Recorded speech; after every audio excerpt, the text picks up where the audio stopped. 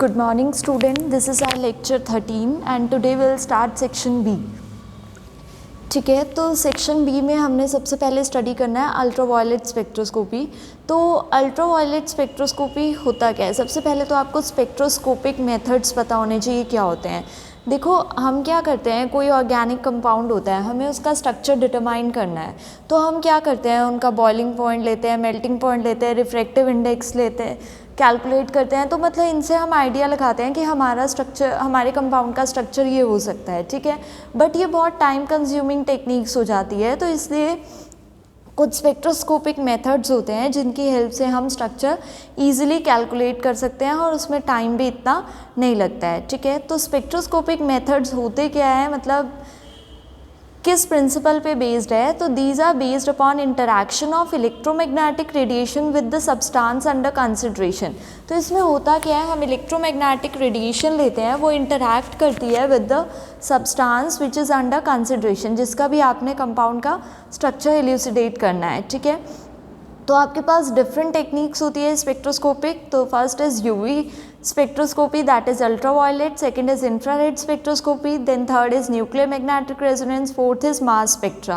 और mass spectroscopy और भी बहुत है, इलेक्ट्रॉन स्पिन रेजोनेंस, ये सब हैं। तो आपने जो अभी स्टडी करना है वो करना है यूवी स्पेक्ट्रोस्कोपी। बाकी आप सब कुछ नेक्स्ट सेमेस्टर में स्टडी करेंगे, कुछ हायर क्लास में स्टडी करेंगे। ठीक है, तो अभी हमने स्टडी करना है अल्ट्रावायलेट स्पेक्ट्रोस्कोपी।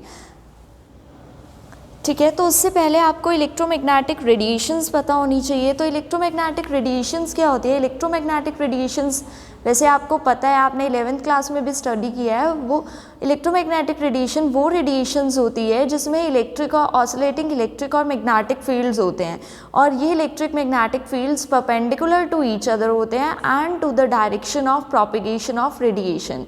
तो radiation which consist of oscillating electric and magnetic fields which are perpendicular to each other and to the direction of propagation of radiation is called electromagnetic radiation. तो आपको वेवलेंथ, एनर्जी, फ्रिक्वेंसी, इन सब के formulas तो पता है। Wavelength क्या होता है? वेवलेंथ को हम रिप्रेजेंट कैसे करते हैं? लैम्डा से। c is equal to nu lambda होता है। न्यू क्या होता है? फ्रिक्वेंसी। फ्रिक्वेंसी क्या हो जाएगा? c by lambda. ठीक है, तो ये आपको पता होना चाहिए। उसके बाद एनर्जी का फॉर्मूला क्या होता है? E is equal to H C by lambda या फिर E is equal to H nu. तो ये सब क्या होता है? इलेक्ट्रोमैग्नेटिक रेडिएशंस के लिए कुछ फॉर्मूलाज होते हैं। ठीक है, उसके बाद आपने स्टडी करना है इलेक्ट्रोमैग्नेटिक स्पेक्ट्रम। तो इलेक्ट्रोमैग्नेटिक स्पेक्ट्रम क्या होता है? तो देखो इलेक्ट्रोमैग्नेटिक रेडिएशंस में बहुत सारी रेडिएशन होती है, radio wave, microwave, IR, visible, UV, x ray and cosmic rays. तो अगर आप इन रेज को अरेंज करते हो in increasing order of their wavelength, wavelength इधर इंक्रीज हो रही है, तो the arrangement of electromagnetic radiation in increasing order of their wavelength और decreasing order of their frequencies, then this is called electromagnetic spectrum. तो इधर वेवलेंथ इंक्रीज हो रही है और इस साइड डिक्रीज, और इस साइड फ्रिक्वेंसी क्या हो रही है? डिक्रीज हो रही है। तो वेवलेंथ सबसे ज़्यादा किसकी है? रेडियो वेव्स की। और विजिबल जो है वो लाई करता है यूवी आईआर के बीच में, उसकी वेवलेंथ होती है 400 टू 800 नैनोमीटर। ठीक है, तो अब हमने स्टडी करना है अल्ट्रावायलेट स्पेक्ट्रोस्कोपी। तो अल्ट्रावायलेट स्पेक्ट्रोस्कोपी को हम इलेक्ट्रॉनिक स्पेक्ट्रोस्कोपी भी बोलते हैं। ऐसा क्यों बोलते हैं? क्योंकि अल्ट्रावायलेट स्पेक्ट्रोस्कोपी में एनर्जी क्या होती है? ज़्यादा होती है, और वो जो एनर्जी ऑफ रेडिएशन ज़्यादा है तो वो energy of radiation electronic excitation कर देती है। क्या करती है? Electronic excitation. तो इस स्पेक्ट्रोस्कोपी में इलेक्ट्रॉन्स एक्साइट होते हैं from ground state to higher excited state, तो इसलिए हम इसको क्या बोलते हैं? Electronic spectroscopy. तो यूवी जो रीजन होता है वो 200 टू 400 नैनोमीटर होता है, विजिबल 400 टू 800। यूवी विजिबल दोनों में इलेक्ट्रॉनिक एक्साइटेशन होता है। ठीक है, since absorption of light involves transition from one electronic energy level to another within a molecule. एक मॉलिक्यूल में लोअर एनर्जी लेवल से अगर हम हायर एनर्जी लेवल में जाते हैं, तो means electron lower to higher में जाते हैं, तो हमारे पास इस टेक्निक की वजह से इसको हम क्या बोलते हैं? Electronic spectroscopy. ठीक है, अब आपके पास एब्जॉर्प्शन स्पेक्ट्रम होता है। ठीक है, एब्जॉर्प्शन स्पेक्ट्रम क्या होता है? देखो सबसे पहले तो क्या होता है, एब्जॉर्प्शन जो भी यूवी है, जो भी आप ऑर्गेनिक स्पेक्ट्रोस्कोपी पढ़ते हो, वो एब्जॉर्प्शन प्रिंसिपल पर डिपेंड करती है। एब्जॉर्प्शन में क्या होता है, आपके पास सैंपल है, आपने क्या किया, सैंपल से इलेक्ट्रोमैग्नेटिक रेडिएशंस पास की, ठीक है, तो वो सैंपल मींस जो आपने कंपाउंड लिया हुआ है तो वो सॉल्यूशन फॉर्म में होना चाहिए, तो वो कंपाउंड क्या करेगा, कुछ ना कुछ रेडिएशन को क्या करेगा, एब्जॉर्ब करेगा, और कुछ रेडिएशंस क्या कर देगा, ट्रांसमिट कर देगा। तो जो आपके पास ट्रांसमिटेड और एब्जॉर्ब रेडिएशन आ जाएंगी, तो the record of amount of radiation absorb, तो जो आपके पास अमाउंट ऑफ रेडिएशन एब्जॉर्ब्ड होती है या फिर ट्रांसमिटेड होती है, अगर हम उसका ग्राफ प्लॉट करते हैं with respect to the wavelength of the radiation, तो उस टाइम पे जो हमें ग्राफ मिलता है हम उसको क्या बोलते हैं, एब्जॉर्प्शन स्पेक्ट्रम। ठीक है, तो ये आपको पता होना चाहिए कि एब्जॉर्प्शन स्पेक्ट्रम होता क्या है। ठीक है, बेसिकली एब्जॉर्प्शन प्रिंसिपल है। एब्जॉर्प्शन में क्या होगा, सैंपल में से इलेक्ट्रोमैग्नेटिक रेडिएशन पास करेंगे, वो कुछ ना कुछ रेडिएशन क्या करेगा, एब्जॉर्ब करेगा रेडिएशन, और कुछ ना कुछ रेडिएशन ट्रांसमिट करेगा। या तो आप एब्जॉर्ब रेडिएशन का ग्राफ प्लॉट कर दो या ट्रांसमिटेड का with respect to the wavelength. ठीक है, अब एक टर्म है आपके पास स्पेक्ट्रोफोटोमीटर और स्पेक्ट्रोमीटर। तो जो इंस्ट्रूमेंट यूज़ किया जाता है for recording a spectrum is known as spectrophotometer. तो the instrument use for recording a spectrum is known as spectrophotometer, उसे हम क्या बोलते हैं, स्पेक्ट्रोफोटोमीटर। तो बेसिकली प्रिंसिपल क्या है यूवी स्पेक्ट्रोस्कोपी का। देखो मैंने अभी बोला कि यूवी स्पेक्ट्रोस्कोपी में क्या होती है, इलेक्ट्रॉनिक एक्साइटेशन होती है। ठीक है, means electron of the molecule excited from ground state to the higher energy state, means excited state. ठीक है, तो अब आपके पास सिंपल सी बात है कि अगर आप कोई इलेक्ट्रोमैग्नेटिक रेडिएशन सैंपल पे डाल रहे हो, तो इलेक्ट्रॉनिक एक्साइटेशन तभी पॉसिबल है जब रेडिएशन की एनर्जी इस एनर्जी गैप के क्या होगी, इक्वल होगी, तभी एक्साइटेशन हो सकती है। अगर उसकी एनर्जी कम है तब तो बिल्कुल भी नहीं होगी, अगर ज़्यादा है तो भी पॉसिबल है कि वो इलेक्ट्रॉन को क्या करा दे, एक्साइट करा दे। ठीक है, तो यहाँ पर प्रिंसिपल कहता क्या है, वेन एवर यूवी और visible radiation is pass through the solution of an organic compound, it is either absorbed और transmitted depending upon its wavelength and the molecular structure of the organic compound. तो वो molecular structure पे depend करती है कितनी absorb है और कितनी ट्रांसमिट हो रही है। ठीक है, due to absorption of energy an electron get excited from ground state to the some higher electronic state. तो वो ग्राउंड स्टेट से कहाँ चले जाता है, हायर इलेक्ट्रॉनिक स्टेट में। ठीक है, during absorption process some of the molecule of organic compound will collide with photons of radiant energy. तो मॉलिक्यूल्स क्या करते हैं, उन फोटोन्स के साथ क्या करते हैं, कोलाइड करते हैं। अगर उन फोटोन्स की एनर्जी इस एनर्जी गैप के इक्वल होती है, इस एनर्जी गैप के इक्वल होगी, तब तो इलेक्ट्रॉनिक एक्साइटेशन हो जाएगी। अगर उस फोटोन की एनर्जी इस एनर्जी गैप के से कम हुई तो इलेक्ट्रॉनिक एक्साइटेशन पॉसिबल नहीं है। तो इसका मतलब जो फोटोन की एनर्जी है वो इस डिफरेंस से मैच करनी चाहिए, तभी आपको स्पेक्ट्रा मिलेगा, अदरवाइज स्पेक्ट्रा नहीं मिलेगा। ठीक है, तो ये प्रिंसिपल है कि एब्जॉर्प्शन होती है और ट्रांसमिटेंस भी होती है, बट एब्जॉर्प्शन होगी कब, जब ये एनर्जी गैप मतलब इस एनर्जी गैप के इक्वल होगी फोटोन की एनर्जी। ठीक है, अब एब्जॉर्प्शन के कुछ लॉज होते हैं। First is bears law, second is Lambert's law, फिर इन दोनों को कंबाइन करके आता है एक बियर्स लैम्बर्ट्स लॉ। ठीक है, तो बियर्स लॉ क्या कहता है, it states that amount of light absorbed is proportional to the concentration of the absorbing solute. तो जो लाइट एब्जॉर्ब हो रही है वो किस पे डिपेंड करती है, कि जो आपने सॉल्यूट लिया है, मीन्स जिसकी आपने डिटेक्शन करनी है स्ट्रक्चर की, उसकी मोलर कंसंट्रेशन के डायरेक्टली प्रोपोर्शनल होती है। ठीक है, लैम्बर्ट्स लॉ कहता है कि it states that amount of light absorb is directly proportional to the path length of the sample of substance. ये कहता है कि मोलर कंसंट्रेशन के प्रोपोर्शनल है, और लैम्बर्ट्स लॉ कहता है कि path length of the sample, कि पाथ लेंथ हमने सैंपल की कितनी रखी है, मीन्स ट्यूब कितनी सेंटीमीटर की रखी है हमने, तो उतनी ज़्यादा एब्जॉर्प्शन होगी। ठीक है, थर्ड लॉ आता है बियर्स लैम्बर्ट्स लॉ, जो इन दोनों को कंबाइन करके बनता है। तो ये बोलता है कि absorption of light by a substance at a particular wavelength is proportional to the concentration and path length of the substance. ये कहता है कि दोनों के प्रोपोर्शनल होगी, ठीक है। तो बियर्स लॉ तो मोलर कंसंट्रेशन के प्रोपोर्शनल है, इसको क्या कहते हैं, अमाउंट ऑफ एब्जॉर्प्शन, ठीक है। तो ये कंसंट्रेशन के directly proportional according to Beer's law, and according to Lambert's law it is directly proportional to path length. अब इन दोनों लॉज को कंबाइन करेंगे तो हमारे पास आएगा Beer's Lambert's law, that is log I naught by I is directly proportional to C L. तो I naught by I is, अब प्रोपोर्शनल साइन को हटाना है तो प्रोपोर्शनैलिटी कांस्टेंट लगाना है, दैट इज एप्सिलॉन।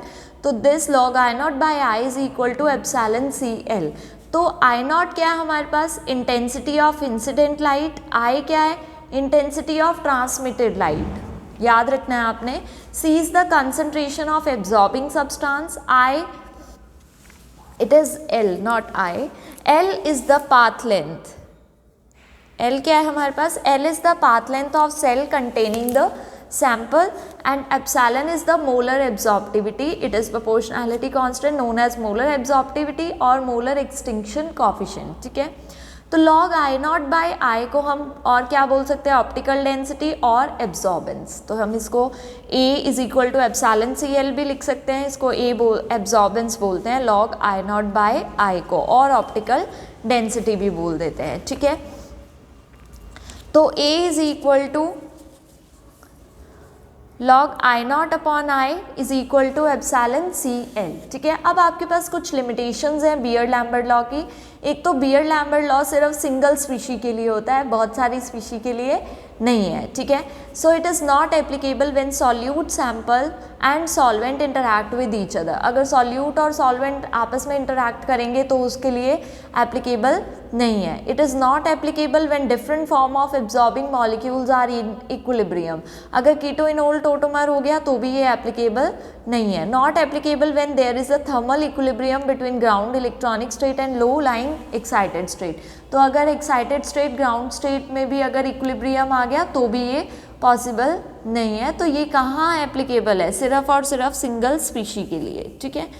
अब आपके पास आता है मोलर एब्जॉर्प्टिविटी।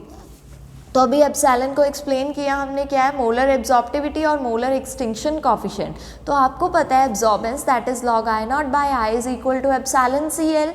यहाँ से एप्सिलॉन निकालना है आपने, तो ये क्या हो जाएगा log I naught upon I upon C into L, ठीक है। Log I naught upon I किसके इक्वल है, ए के इक्वल, तो इसकी जगह मैं ए रख दूँ तो epsilon is equal to A upon C into L.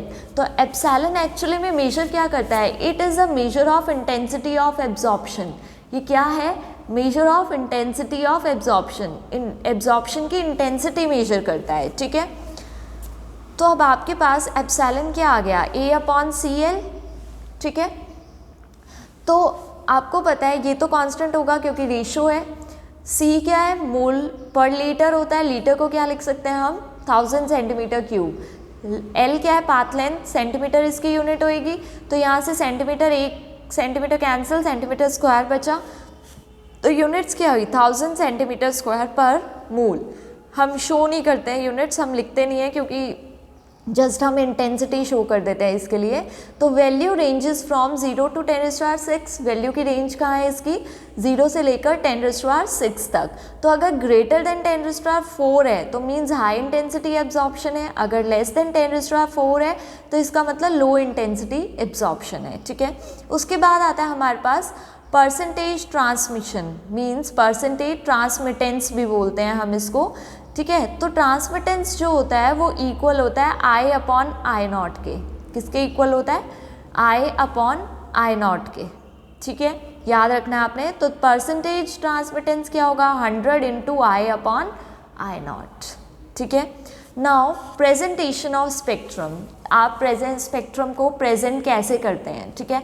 सबसे पहले तो आपको प्रोसीजर पता होना चाहिए कि एक्चुअल में स्पेक्ट्रम हम डिटेक्शन करते कैसे हैं ऑर्गेनिक कंपाउंड के स्ट्रक्चर की, तो उसके लिए प्रोसीजर क्या है, ठीक है। तो यूवी स्पेक्ट्रोफोटोमीटर चाहिए हमें। जो अच्छा स्पेक्ट्रोफोटोमीटर होता है उसकी रेंज होती है 200 टू 800 नैनोमीटर। 200 टू 400 नैनोमीटर वो यूवी दिखा देता है, 400 टू 800 नैनोमीटर में वो विजिबल स्पेक्ट्रा दिखाता है, ठीक है। लेस देन 200 नैनोमीटर पे क्या होता है, ऑक्सीजन क्या करती है, एब्जॉर्ब करती है लाइट। तो लेस देन 200 नैनोमीटर के लिए हमें कोई वैक्यूम वाला स्पेक्ट्रोफोटोमीटर चाहिए, इसलिए हम 200 to 400 नैनोमीटर वाला ही स्पेक्ट्रोफोटोमीटर यूज़ करते हैं। तो 200-400 वाले में ही देखना है हमने, ठीक है। तो यूवी स्पेक्ट्रा की जो वेवलेंथ स्केल होता है वो मिली माइक्रोन होता है या फिर नैनोमीटर में होती है उसकी रेंज, ठीक है। तो वेवलेंथ या तो आप मिली माइक्रोन में यूज़ करेंगे या फिर नैनोमीटर में, ठीक है। तो प्रोसीजर क्या होता है, सबसे पहले तो आपने सॉल्वेंट सेलेक्ट करना होता है। आपने जो ऑर्गेनिक कंपाउंड लिया आप उसको सॉलिड नहीं रखते, किस में फॉर्म में रखते हैं, सॉल्यूशन फॉर्म में रखते हैं। तो उसके लिए आपको सॉल्वेंट सेलेक्ट करना पड़ेगा। तो सॉल्वेंट कैसा होना चाहिए, सॉल्वेंट ऐसा होना चाहिए जो कि लाइट एब्जॉर्ब ना करे उस रेंज में, 200 to 400 में लाइट एब्जॉर्ब ना करे, ठीक है। तो given compound is dissolved in some suitable solvent which does not absorb light in region under examination. Means जो हमने 200 to 400 रीजन लिया है उसमें ऐसा सॉल्वेंट होना चाहिए जो उस रीजन में लाइट एब्जॉर्ब ना करे। तो वो कौन कौन से हो सकते हैं, 95% इथेनॉल हो सकता है, हेक्सेन और वाटर। इस रेंज में ये लाइट एब्जॉर्ब नहीं करते, ठीक है। तो ये हमारे पास रेफरेंस भी हो जाते हैं और सॉल्वेंट भी हो जाते हैं, ठीक है। Solution of substance is placed in quartz cell. तो अब सॉल्यूशन जो प्लेस करना है वो किस में होना चाहिए, क्वार्ट्ज सेल में होना चाहिए। उसकी पाथ लेंथ 1 सेंटीमीटर ले लेते हैं हम। क्वार्ट्ज भी क्या करता है, लाइट एब्जॉर्ब नहीं करता, इसलिए हम क्वार्ट्ज की ट्यूब लेते हैं, ठीक है। तो अब सबसे पहले होता क्या है, सोर्स ऑफ रेडिएशन होता है, मोनोक्रोमैटर होता है हमारे पास जो सिंगल वेवलेंथ बना देता है, सिंगल वेवलेंथ की लाइट बना देता है, ठीक है। फिर हम 2 क्वार्ट्ज ट्यूब लेते हैं, एक में हम अपना सैंपल रखते हैं डिसॉल्व फॉर्म में, दूसरे में हम रेफरेंस सेल मींस जो सॉल्वेंट होता है वो रखते हैं। अकेला सॉल्वेंट, इसमें सैंपल सॉल्यूशन फॉर्म में होता है, ठीक है। फिर डिटेक्टर क्या करता है, इन दोनों के एब्जॉर्बेंस की रेशो कैलकुलेट करता है। डिटेक्टर का काम क्या होता है, इन दोनों के एब्जॉर्बेंस की रेशो को कैलकुलेट करना। फिर यहाँ से रिकॉर्डर क्या करता है, जो हमारे पास सब्सटेंस है उसकी यूवी स्पेक्ट्रा ड्रॉ करके देता है हमें, ठीक है। तो आपकी बुक में इन सबकी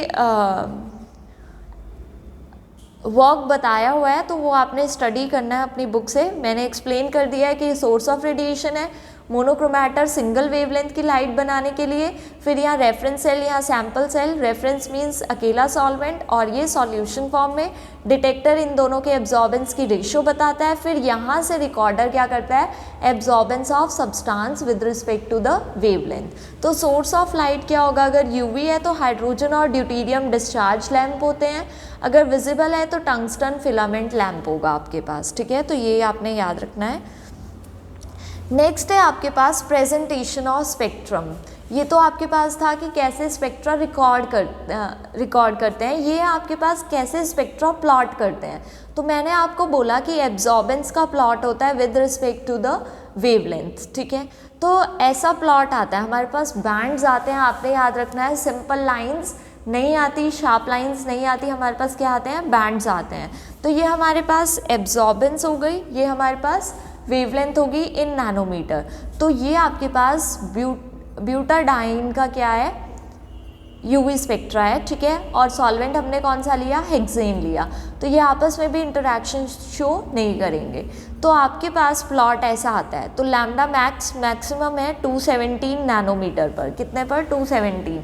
ये तो हमने एब्जॉर्बेंस वर्सेस लैम्डा बना दिया। तो आप इंटेंसिटी वर्सेस लैम्डा भी प्लॉट कर सकते हैं, ठीक है। तो लैम्डा मैक्स 217 नैनोमीटर है, इस पर इंटेंसिटी के साथ जो प्लॉट किया तो वो इंटेंसिटी कितनी आई, 20,900, ठीक है। अगर आप कीटोन का प्लॉट करते हो इन हेक्सेन, प्रोपेनोन का करते हो इन हेक्सेन, अब इन्होंने यहाँ पर शो कर दिया आपको with respect to epsilon means intensity of absorption.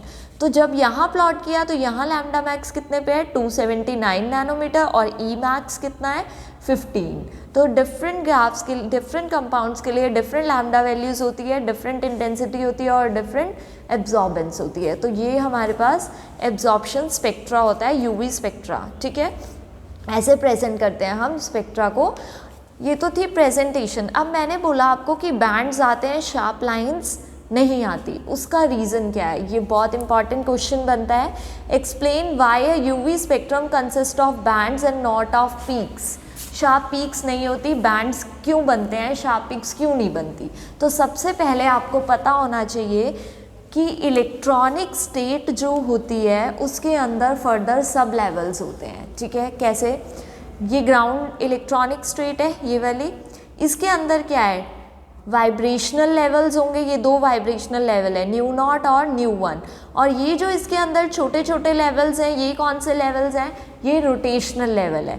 तो इलेक्ट्रॉनिक स्टेट में वाइब्रेशनल लेवल भी होते हैं, फिर वाइब्रेशनल लेवल्स में डिफरेंट रोटेशनल लेवल्स भी होते हैं। सिमिलरली एक्साइटेड स्टेट है, उसमें ये तो एक्साइटेड स्टेट होगी इलेक्ट्रॉनिक वाली, फर्दर डिफरेंट क्या होंगे, वाइब्रेशनल लेवल्स होंगे, उन वाइब्रेशनल लेवल्स में फर्दर क्या होंगे, रोटेशनल लेवल्स होंगे, ठीक है। अब आपके पास क्या होगा, ग्राउंड स्टेट के वाइब्रेशनल से एक्साइटेड स्टेट के डिफरेंट वाइब्रेशनल रोटेशनल लेवल पर क्या होगी, एक्साइटेशन होगी इलेक्ट्रॉन्स की, ठीक है। जब इलेक्ट्रॉन्स की एक्साइटेशन हो रही है यहाँ पर, तो देखो डिफरेंट अमाउंट ऑफ एनर्जी चाहिए इन एक्साइटेशन के लिए, चाहिए ना। एक ही हो तो एक ग्राउंड स्टेट इलेक्ट्रॉनिक लेवल से दूसरे हायर इलेक्ट्रॉनिक लेवल पर हो रही है, बट उसमें भी फर्दर डिफरेंट रोटेशनल से डिफरेंट रोटेशनल वाइब्रेशनल लेवल्स में क्या हो रही है, ट्रांजिशंस हो रही है। तो अब ये जो ट्रांजिशन हो रही है, इनमें कुछ जो एनर्जी डिफरेंस होता है बहुत कम होता है, ज़्यादा नहीं होता, क्योंकि पहले देखो न्यू नॉट से यहाँ जा रहा है, फिर न्यू नॉट से आगे जा रहा है, फिर उससे आगे, फिर उससे आगे। तो ये बोल रहे हैं इन ट्रांजिशन में एनर्जी डिफरेंस बहुत ज़्यादा नहीं होता है। तो मतलब इनकी जो लाइंस होती है वो क्लोज एक दूसरे के पास पास होती हैं।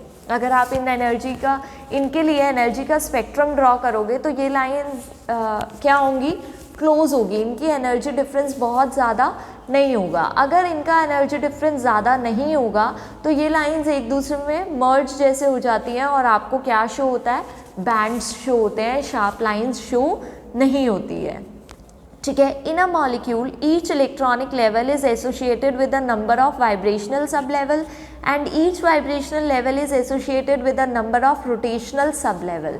तो during transition an electron can go from any of the vibrational and rotational state of ground state, किसी भी वाइब्रेशनल और रोटेशनल, किसी भी ग्राउंड स्टेट के किसी भी वाइब्रेशनल रोटेशनल से हायर स्टेट के किसी भी वाइब्रेशनल रोटेशनल पे जा सकता है इलेक्ट्रॉन, ठीक है।